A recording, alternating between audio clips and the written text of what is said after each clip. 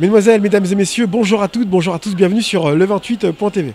Cela fait un peu plus d'un an que les Français sont habitués à vivre sous contraintes liées à la crise du Covid-19.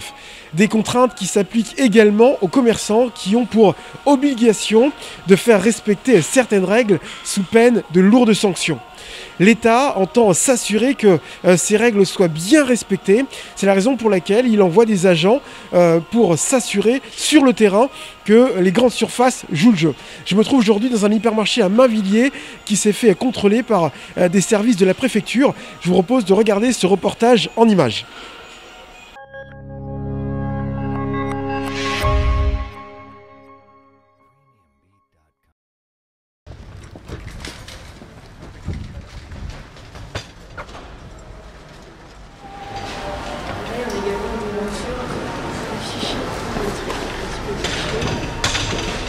Là, c'est quoi que vous êtes en train de regarder?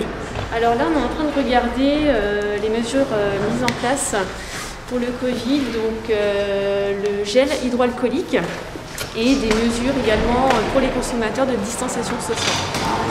Bonjour madame. Voilà. Cécile Bouillon du service de la répression des fraudes.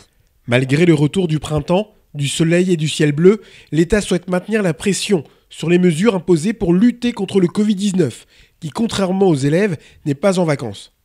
Dans le viseur du gouvernement, le secteur du commerce, l'un des derniers lieux de grand rassemblement encore ouverts, où de potentiels foyers de contamination peuvent s'y développer. Notre travail, on essaie de vérifier que les rayons dits non essentiels ont bien été fermés pour éviter une concurrence déloyale avec les petits établissements qui, eux, ont fermé. La fermeture aussi des rayons dits non essentiels permet aux consommateurs de ne pas se regrouper justement dans ces rayons et d'éviter de se contaminer. On vérifie également la jauge commerciale donc, qui est fixée par décret. Alors il y a une superficie à respecter donc par consommateur en fonction de la superficie de l'établissement. Donc on doit avoir une jauge maximale de 10 mètres carrés par consommateur quand la superficie est supérieure à 4000 m², ce qui est le cas pour cet établissement. Un an après les premières mesures, les consommateurs sont pour certains sensibles et pour d'autres résignés à respecter ce qu'on appelle désormais communément les gestes barrières. C'est nécessaire, c'est nécessaire.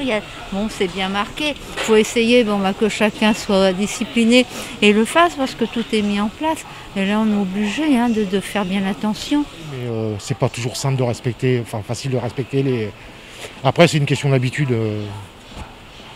Faut prendre l'habitude de se laver les mains, de se nettoyer. Voilà, c'est une hygiène. De toute façon, on n'a pas le choix, malheureusement, pour l'instant. Si on fait tous les mêmes, je sais pas comment dire, mais les mêmes points de vue, et on s'en sortira mieux, je pense. Et est-ce que vous avez le sentiment qu'autour de vous, que les personnes prennent la mesure de la chose? Est-ce que vous avez le sentiment que c'est respecté? Non, plus vraiment, mais parce que après ça fait un an que c'est comme ça, donc les gens ils en ont marre.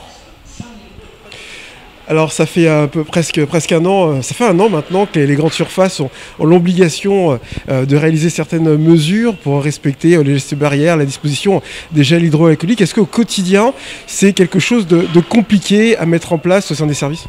Alors non, ça n'a pas... Maintenant, oui, comme vous dites, à plus d'un an de mise en place des règles sanitaires, mon adhérente a mis en place avec nos équipes pour pallier justement toutes les difficultés qu'on aurait pu rencontrer au premier confinement. Elle a investi donc dans tout ce qui est marquage au sol, qui a été mis en place au niveau des caisses, au niveau de l'accueil du magasin. Elle a investi dans des bornes désinfection pour les caddies et désinfection des mains. On a installé du gel hydroalcoolique dans la plupart des lieux du magasin et au niveau des caisses aussi pour protéger les filles avec les vitres en plastique comme à l'accueil ici pour mettre en sécurité et nos clients et nos collaborateurs. Alors d'après les services de la préfecture, l'ensemble des commerces contrôlés ont bien saisi les obligations qui étaient les leurs concernant la gestion de la crise sanitaire, concernant leur façon d'accueillir leurs clients. Alors si nous espérons tous que les prochaines annonces gouvernementales annonceront le début des rouvertures bars, restaurants, discothèques, il est établi que les commerçants contrôlés en Eure-et-Loir respectent bien les obligations gouvernementales. Je vous remercie de nous avoir suivis. Je vous rappelle que l'actualité de votre département, vous la retrouvez également sur notre page Facebook à Télévision Eure-et-Loir. Partagez, likez, commentez l'information. Merci et à bientôt.